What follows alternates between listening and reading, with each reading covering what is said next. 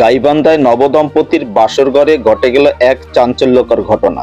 হঠাৎ করেই আনন্দঘন মুহূর্তে নেমে আসে অশান্তি। কী কারণে এই অস্বাভাবিক পরিস্থিতি?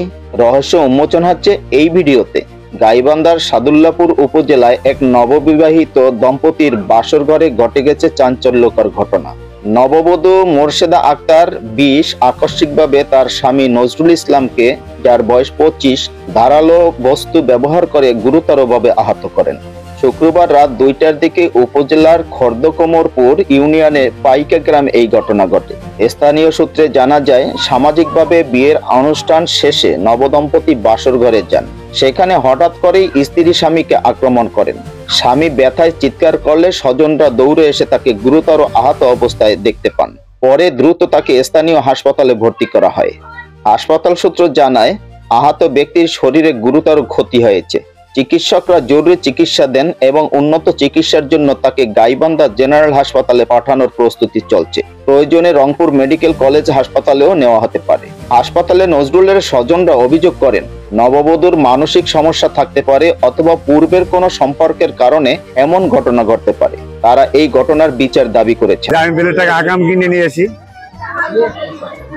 এই মেয়েটা কোনো হয় না মাথার সিঞ্জুরি আছে না কোনো রিলেশন আছে, এই থাকতে পারে মেয়েটা। আর তার বাবার বাড়িতে বক্তব্য যেটা করলো আমার ফোনে, যে তারা আসবে, আসার পরে হয় মেয়েটা নিয়ে যাবে, নাহলে তাকে পরবর্তীতে আমরা চালান দেবো। তাছাড়া উপায় নেই। আমার ছেলে মোটামুটি সুস্থ অবস্থায় আছে। হ্যাঁ, ছেলে মনে হয় দুটো একটা সিলাই মারছে মনে হয়, সম্ভবত হাসপাতালে আছে। আমি শুনলাম নাকি দুটো কি 3টে সিলাই দিচ্ছে।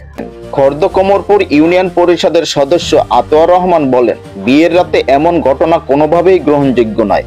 এর পেছনে বিশেষ কোনো কারণ অবশ্যই রয়েছে। অন্যদিকে নববধূর পরিবারের পক্ষ থেকে দাবি করা হয়, মেয়ে সম্পূর্ণ স্বাভাবিক। তাদের ধারণা, নজরুলের ব্যক্তিগত আচরণগত সমস্যার কারণেই এই পরিস্থিতি সৃষ্টি হয়েছে। সাদুল্লাপুর থানার অফিসার ইনচার্জ তাজউদ্দিন খন্দকার জানান, খবর পেয়ে পুলিশ ঘটনাস্থলে যায় এবং নববধূকে থানায় আনা হয়েছে। ঘটনার প্রকৃত কারণ জানতে তাকে জিজ্ঞাসাবাদ করা হচ্ছে। সঠিক তথ্য পাওয়া গেলে আইন অনুযায়ী ব্যবস্থা নেওয়া হবে। বন্ধুরা, বিয়ে মানে শুধু সামাজিক অনুষ্ঠান নয়, এটি দুটি মানুষের মানসিক, আবেগিক ও পারিবারিক বন্ধনের সূচনা।